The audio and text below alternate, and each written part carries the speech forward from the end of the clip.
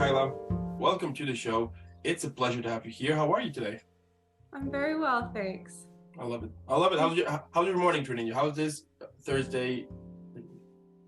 It's pretty good. I Earlier this week I had the final day of filming on something where we did a night shoot all Oh, through the night till 6 in the morning. So it's kind of taken me a few days to reset, and I finally feel like I'm back on track with sleep. So that's nice. absolutely. Feel like Yeah. a real person again.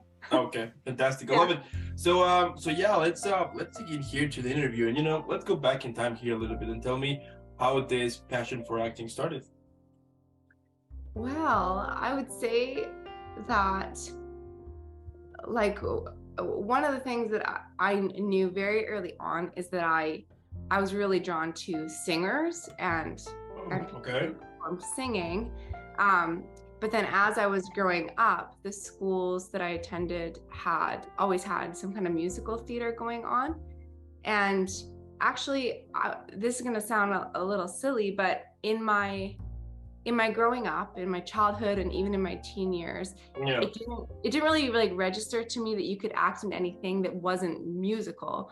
So Okay. even like seeing TV and all that, something didn't connect in my brain about the fact that those were all people who were acting and doing acting work. And so in my experience, acting was always connected to musicals Okay. and that kind of thing. So as a kid, I think the first time I was in a musical was maybe it was 7 or something.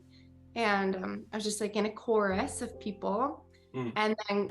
And then a little later, more like around 10 or so, there started to be opportunities where they would be specific roles. And in the elementary schools I went to, they often would just kind of pick something for you. You didn't have to audition or anything. So that worked for me because I think once I was in the zone of doing something, it was really fun, but I was very shy about putting myself out there to do something or like having any of that confidence to think, oh, I can do that. I just as a kid, I didn't really think like that. So that was I'm grateful that there was a setting where they were encouraging that, even for the kids maybe who weren't as upfront and um, gregarious, if you know what I mean. So, yeah. There you go. All right. And back when you were little, was it something else you wanted to be? I don't know, fireman, astronaut, superhero, something like that. Um, yeah, I think early on it really was wanting to sing. Okay. Before all the voices in my life came in that said the arts thing's not practical. Yeah. Actually, yesterday was looking through. I don't know if you've seen those like little memory books that parents sometimes do for kids, where each school year you write down like what you want to be and what you want to do and all this stuff. Yeah. So a bunch of those at the beginning say singer, and then I think in grade 3 I say I want to be a cashier because my mom was a cashier. And in grade 4 I say I want to be a lawyer because I'm good at arguing, which I'm sure is just something that an adult told me I was argumentative. So I decided that should be my job. And Yeah. And then I guess it was after that I started to see every once in a while I would put actor in my little dreams list of what I wanted to be. And here But you are. it was always with something very practical. Like I would start to put, I want to be an actor or a banker, or and yeah. So it's interesting. But even though those are written there, I don't think growing up I ever saw artistic pursuits as something that I could practically do. I didn't grow up around people who were dreamers or were like, yeah, you could do that thing for real. It was always like, no, these things are hobbies, and you're going to be a teacher or a nurse, and that's what makes sense. And so even before I went to university, I had never actually thought about doing something creative for an actual job. And look at you now. Yeah, it's kind of funny. Um, yeah, and it's certainly, you know, not what, like, I think acting gets, you know, everyone really sees it as glamorous. And I think for most of us as actors, we know that you're also doing, you know, however many other gigs and jobs on the side to be able to do the work you want to do. But Yeah. it's still, yeah, it's still very cool to book those gigs and be like, wow, I'm going to work and I get to play. Like, that's pretty amazing. And yeah, just like a huge gift. I'm very grateful for that. I love it. I love it. And you know what I love the most about your career is the fact, as you just mentioned, that you grow up in like you grow up in a circle, let's say, that acting was not really seen as something you could do as a living, you know? Which I do think that sometimes whenever someone wants to start acting, but tends to think that needs to be in that circle in order to make it happen. And when you're not in that circle, then probably you shouldn't be acting. You know what I mean? It's those type of stuff that makes me wonder, like everything is possible, yes, and it doesn't matter where you actually come from or your surroundings. You know, I mean, for you, for example, as someone who doesn't come from acting surroundings and arts and all of that, to be like, you know what, I'm just gonna go my own way and create my own path. I mean, I know that should have taken a lot of courage and a lot of moments. I'm pretty sure that you were questioning yourself, like, am I actually taking the right path, or am I making a big mistake? So, but the fact that you are doing it and you're making you're making it happen, I mean, that's badass. Let me just tell you that. Oh, thank you. Although I will say that in some ways, I feel like the way I came into it felt very guided, as opposed to me being like, well, I'm going to do this. Because even when I went to university, I went with the intention of becoming a high school biology teacher. And then I ended up switching some of my teachables for education into English and drama, and thought, okay, I'll teach these things. And then it wasn't until I was in an acting class, getting encouragement from a prof, that I thought, oh, maybe I actually could do this. But it in many ways feels like it just kind of, things happened that led me to it. And then, yeah, I made the choice to like engage and go, okay, yes, I'm going to do this. But it also feels like I was not looking towards it at all. And then it kind of drew me. Yeah. So yeah. It was meant to be. Yeah. I love it. Now, moving on here, and going a little bit on to your acting career. Tell me, like, how you prepare a character. Now, I understand that it depends on the role, but what are your first steps, or more like, what is your approach for you to start this process of creating a character? Yeah, I think that something that's really important to me is things being truthful. And so even if it's a character that is outlandish and really out there, I think that you as the person being that character can't be judging them as that. You actually just have to totally believe your world, and that's what can make things magical. So I think for me, my first step is trying to connect it to who I am really right away, and thinking about what matters to this person, what do they care about, what do they hope for, what do they find funny, what makes them mad, and trying to think about those things as they're related to me, so that instead of like kind of, I guess everyone's got a different process of how they do things, but to me it's really important for that person to feel like it's me, and that I am not like putting something on, that it's really drawn from inside. So yeah, I guess just like spending time imagining and wondering and asking questions. Maybe that's the most succinct way to say it. Like, I I start by asking questions and wondering and being curious. I love it.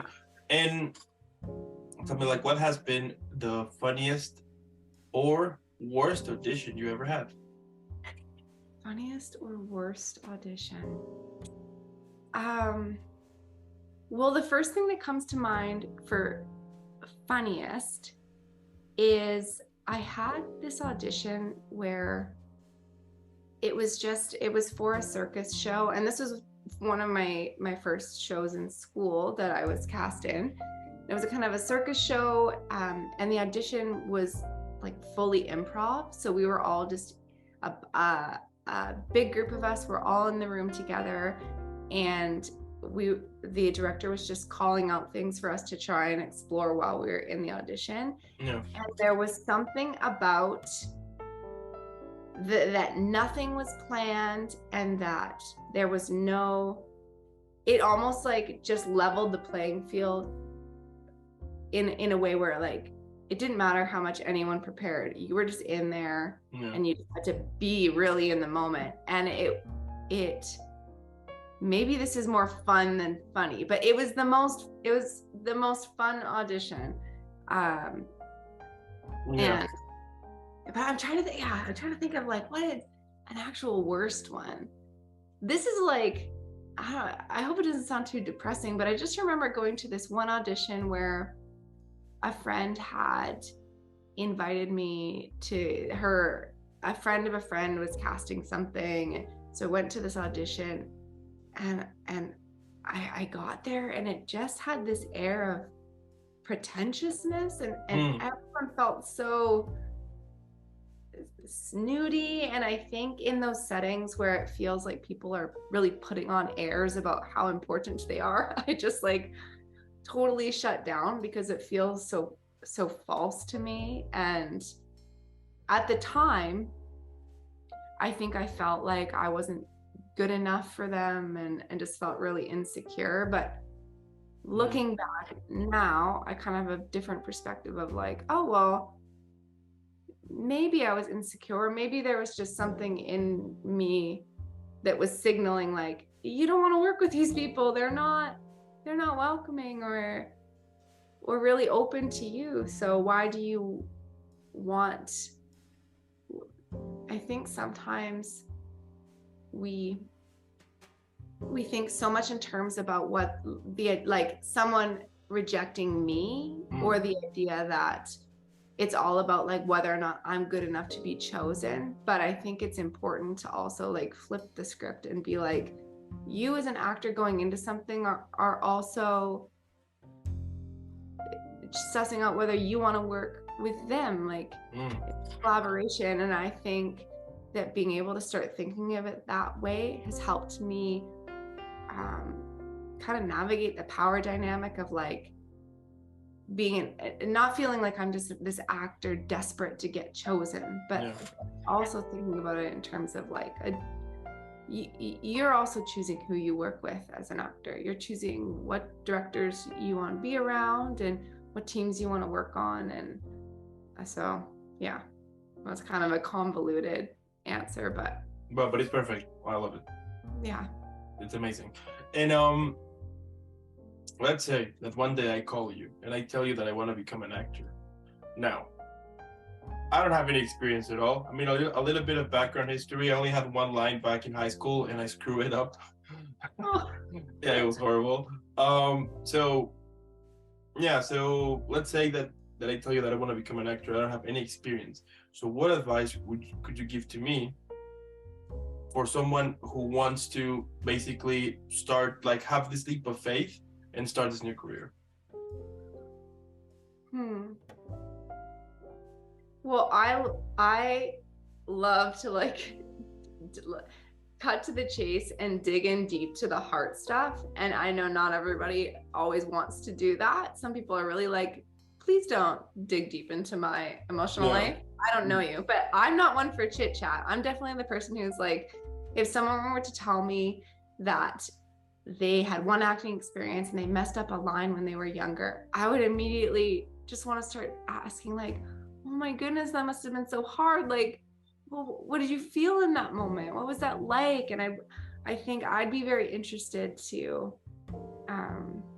just hear from them, like what that experience was, because I think in that experience, like that holds so much in terms of what's going to make them hesitate to do what they want. And I really I am very, very much of the belief that if you want to do something, you should have permission to try it. And I think that there are people in life who things come easily to them, and so outside eyes immediately say, you have a talent, like that girl's got it, or that guy has the it factor, or whatever, and they just like, you know, urge those people on to pursue their dreams.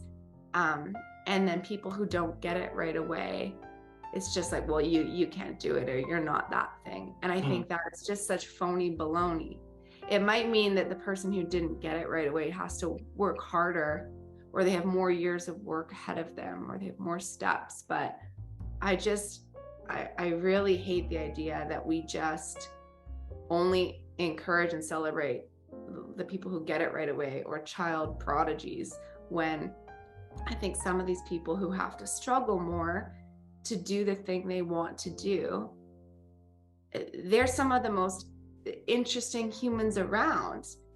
They might not be the like sparkly shining star that we, you know, think of with most actors, but like there are so many interesting people in this world who I think have been shut down, and so we're not seeing their souls and their spirits come to life just because they weren't this certain kind of personality type. That to me is so tragic. And so for those people, I would just want to urge them to be like, try it. And can we challenge the ideas of who is or isn't allowed to try this? Like, just do it.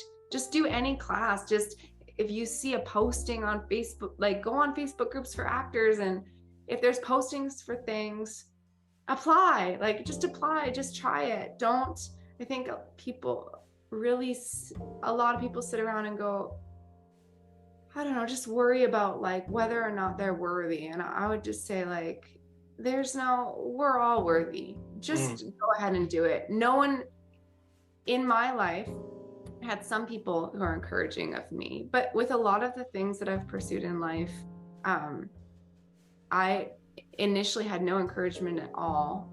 And I just decided, I don't care if anyone else says I am worthy to do this. I want to do it, so I'm going to. Like, yeah.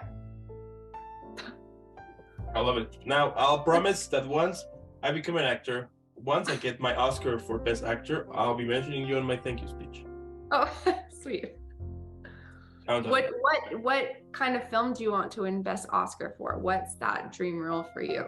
You'll have to be like drama, you know, like drama. Something really dramatic, you know. Yeah, something like that. I see myself doing like a very heavy drama scene and winning the Oscar. So that'll be my shot. You'll see. Yeah. I mean, I can cry on cue. It's something that it's something that I've been like discovering, and it helps a lot. Let me just tell you. So I was like, So one day I was like, okay, if I can do that now, I mean, who knows? Maybe life is. Yeah, maybe life is telling me something, you know. Maybe at some point I'll become an actor, then I will have the drama scene, then I will be crying a lot, then I get the Oscar. Then check this out. Then once I get the Oscar, I'll be like, okay, now I want to do something crazy, something super cool. So then I will try to be a superhero, you know, for a Marvel DC movie, you know. Oh yeah. And then after that I will try to do a documentary on Netflix, and then just stick with them and do films with Netflix, and yeah.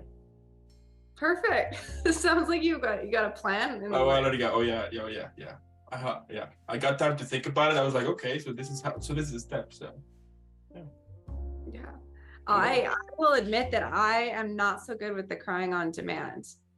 And it's not that I don't cry in life. I cry nearly every day about something, but I feel like sometimes it's like I feel like we have expectations about which things people should cry at and which they shouldn't. And if there's anything I've found in life, it's that people don't, there's no like one way people react. And so I think like in movies, we're used to seeing people like act certain ways emotionally, but I'm not always convinced that's the most truthful response. And so as an actor, I would say that's something I kind of struggle with when I'm like, the script says that this person is sobbing, or kind of I'm aware that the director wants a certain kind of emotional response, but I'm also trying to check in with what's truthful to me. And I feel like, oh, well, I wouldn't cry in that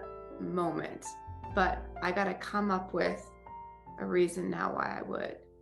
And I always find that tricky, but if I could figure out a way to develop that skill set that you have, I mean, maybe you can give me some tips. I mean, of course that it takes a little bit of time. I mean, I need to I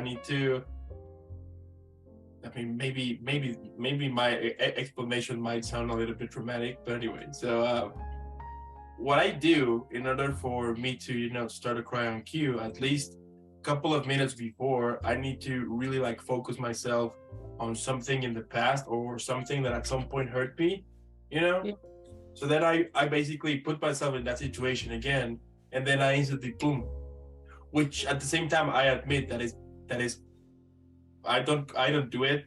I think I only practiced like 2-3 times, and that was it. Because after it, I feel miserable for a couple of minutes, because since I put myself again into something that hurt me at that point, in order for me to recover again, it takes some time for me to let that go and be back and be back in like normal, Yeah. So after discovering that, I was like, no, because it makes me feel like really sad, It's not like I can cry and be like, oh, I'm happy. No, it really makes me feel sad. So I was like, I can't do that because it's like playing too much, and no. Yeah. Well, and that's an interesting point you make about, once you're actually like feeling a certain emotion or going through something, you can't always just like turn it off. No, like it's just still there living in your body. And that's something I experienced on set recently, where there was a scene where I was quite upset about something. And so that's where my mind was at. And I'm really feeling those feelings, even though I'm aware that the thoughts in my head, I've made up for the character, and I've made up those thoughts so that I can feel what they need to feel. But all these dear like crew members and friends on set kept asking me if I was okay, and I was just a little bit baffled, because I was like, I think people expect you just to be able to be like, rolling, turn it all on, cut, turn it all off, and I, in the moment, I was just like, I don't like my body's full of emotions. Like I'm Kyla's fine, but can't you see that I'm like pretending to be this upset person right now? And I don't think people really always get that it doesn't just emotions aren't just like on and off, like they feel anger, and it's been interesting to observe. And something funny also is that after I feel sad or something, I instantly get really tired in order for me to go to sleep. I take a nap. Oh, really? Like and even that happened when I was little. That whenever I get like super angry and I start to argue, or I get like really sad, after I finish, I really feel like very sleepy. So I need to take a nap, and then I'm back. How long is your nap? How much time do you need to recover? 30 minutes and I'm good to go. 30 minutes. Yeah. I mean, and like even that happened when I was little. I mean, my mom has like really funny stories that back when I was little and I would start to argue about something, they would say like, yeah, sure, and then instantly nap.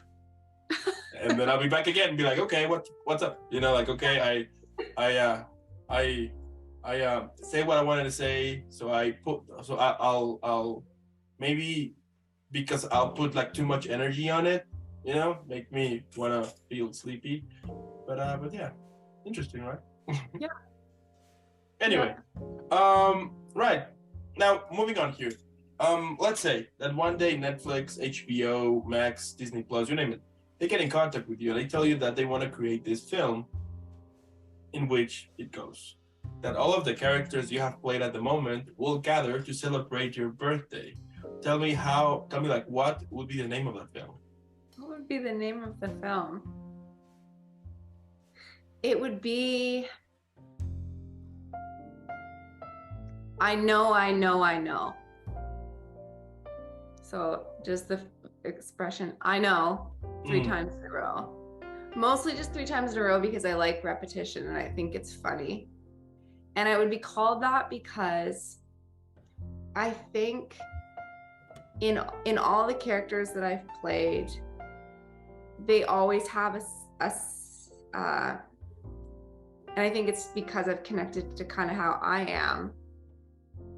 I feel like they've all had a kind of intuition where they're watching the room and they're aware of what's going on, or they're always kind of one step ahead.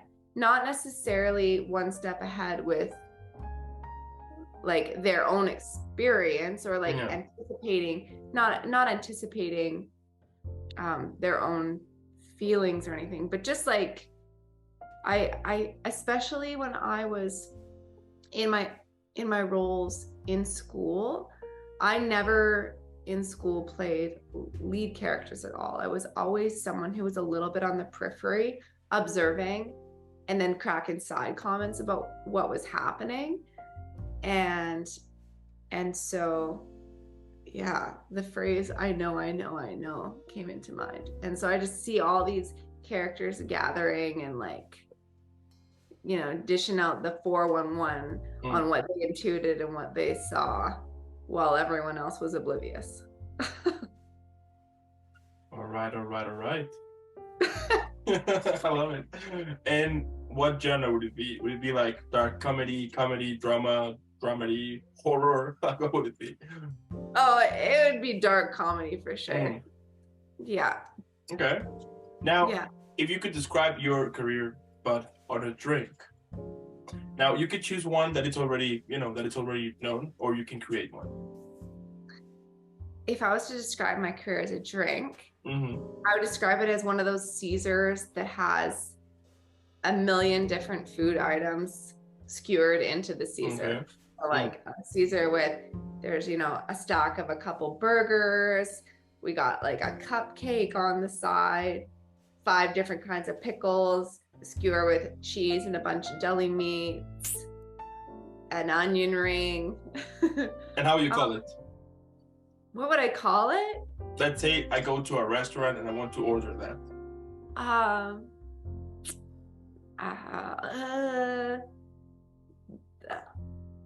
don't know. I would call it the all-inclusive Caesar. But I wish I had a more creative one than that. But all-inclusive Caesar makes sense to me. Yeah, I'll take it. Yeah, and I would say that because, well, I chose Caesars because I just really love a good spicy Caesar. But I feel like as an artist, my career has been such a mix of so many things, and that is what brings me joy. Is that for a while there, I felt like, people talk about the idea of needing to pick one thing and focus on just that one thing if you want to be excellent and be a master at it. And so in my early 20s especially, I spent a lot of time worrying about what my one thing I should be doing is. And as I went through life, I realized that's just not the kind of person I am. I'm curious about so many things, and I love trying new things. And what's been delightful in the past 5 years especially is giving myself permission to try everything I'm interested in and let all those disciplines cross-pollinate. And then instead of a kind of one sharp rise in one field, it feels more like it's been a slow rise across different disciplines. So I'm a recording artist, and I'm a songwriter, and I sing, and I also paint.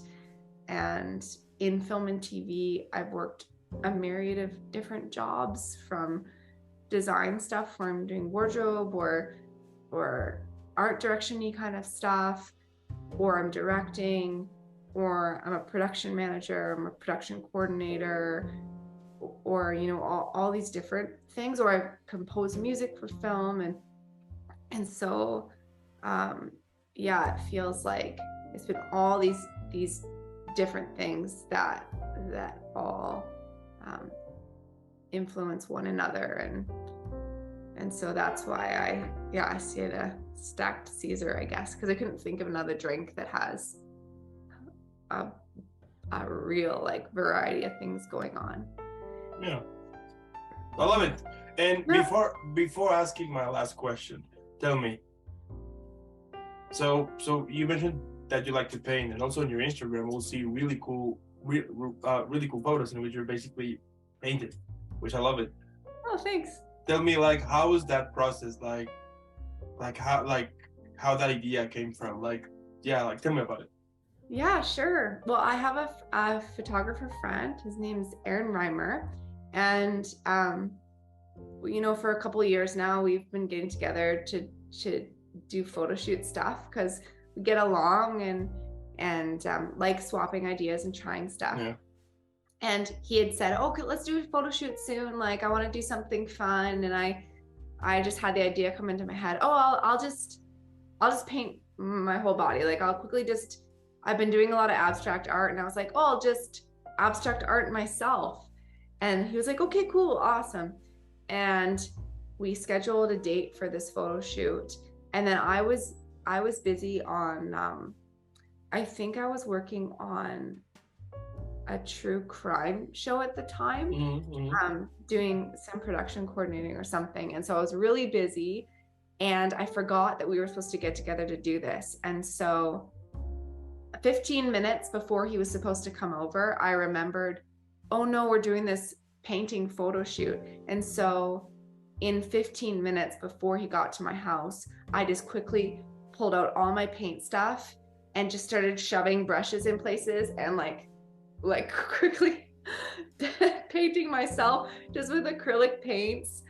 And that's the process. And then he came over, and I have a blue wall for self-taping, and so we just used that as a backdrop and took some pictures. But it was really that's the extent of the process, really. I forgot about it. I had to quickly do it, and I think it turned out it was really fun. Cool. But you know what? Acrylic paint is not ideal in terms of, like, it started to dry and crack, and that didn't feel great. And also, my drain is currently plugged, I think, because after that photo shoot, when I had a shower, I just spent an hour trying to get paint out of my hair and off my body, because you're not really supposed to paint yourself with acrylic paint. And now my drain is remains clogged. So okay. I wouldn't advise acrylics, but unless you have a good wash station, which I did not. No, I understand. I'll let you know how it was when I try that too. Yeah, when are you gonna do yours? Probably after New Year or before New Year, no, it have to be after New Year. Yeah, because as a way to bring in the new year. Exactly. Something bold. Mm-hmm. You got it. And now my last question here is, like, what motivates you? We all have those days that we just want to quit, and I find it very interesting, because sometimes things might be okay, maybe nothing bad is happening, but then we got into this crazy idea that we're wasting our time, that we're not good enough, that we start to compare ourselves with others, and it's terrible. So my question here is, what gets you out of those thoughts and pushes you back into this journey that you have been creating for so many years now? Yeah. Well, I think something that's definitely helped me is because I really let my interests be diverse. Anytime it has felt like one area isn't really panning out, I just switch to a different discipline and focus on that. Yeah. I also am really a big advocate for producing your own work. So, like, making my own short film, or deciding to record something today and not waiting, and not letting what I create be determined by someone else giving me an opportunity. I would say that most of the opportunities that I've gotten in the last few years have come from me first stacking up my resume with things that I did on my own or that I did with friends, and not treating those things like they were just little side projects, but treating them seriously and being unapologetic about the fact that it was work, even if they were projects where I was not paid. Like, I don't distinguish that from officially paid work. It's all the work. And so I just kind of have self-produced and owned the things that I do. I think that recently something else that's really stood out to me is how important it is to have like friendships and community around you of other people who are pursuing the same thing and can encourage you. And so a prime example of that would be that I just wrapped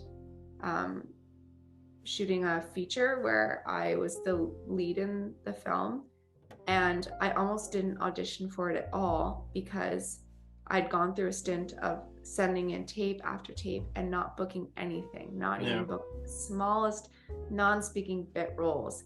And I was so discouraged. And so when I got the call to audition for a lead in this film, my first thought was, oh, they're just seeing 200 people and there's no way I'm going to get this. Like, do I really want to put in the hours of time for another rejection? I don't want to.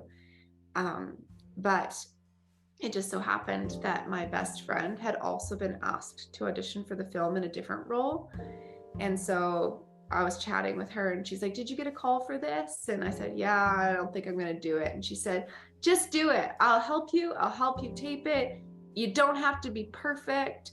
It doesn't, it doesn't have to be a big deal. Just do what you can and see what happens. If nothing else, you've gotten your tape in front of a casting director and maybe you'll book something later down the line. And so it was because that friend encouraged me and gave me that little push that I said, okay, fine, I'll audition. And then I booked the role, and I was so surprised and incredibly grateful. And I'm also grateful that after not booking for a while, that the reason I booked was because of something relational making that happen. And that's not lost on me, that I really think like the things that at least for me, I feel very guided in life. And I think that was a kind of a clear signal to me that it's not even about, in a moment like that, it's not even about me succeeding as an actor necessarily. It's that I, as a person, need to learn to not try to do everything on my own and all by myself, and I often feel like I'm this island in the world, and that I'm just struggling alone. Excuse me. And it was a perfect lesson in seeing that, like, no, like, we're meant to do things together with one another. That is important. And I'm so grateful that a connection with a friend is what led to this cool thing happening. So Yeah. I love it. I mean, I will definitely be dropping this mic. I won't, of course. Don't drop that Yeah. nice mic. But I mean, I love what you do, and it's amazing. And yeah, it's super inspirational. It's very inspirational. Like all of the things that you have been, that you have been through, but in order to be where you are right now, and all of the challenges that you have had along the way, but you still managed to overcome them and continue pursuing what you want and what really makes you happy. That's really cool, and it's amazing. I love it. It's a perfect way to finish an amazing interview with someone as badass as you. So let me just say that before. I want to thank those who watch this. Thank you so much. If you are they listen to this on Spotify or Apple Podcast, make sure to go follow Kyla. I made the videos over, so go follow Kyla like right now. I'm gonna leave on the description her Instagram so you can follow her. I mean, let's make her viral, right? Hashtag team Kyla. And it's amazing. Keep doing what you do. It's super inspirational. I love it, and I'll see you in the next one. Thanks, Dan. Okay, have a good one. You too. Here we go. Thank you. Bye.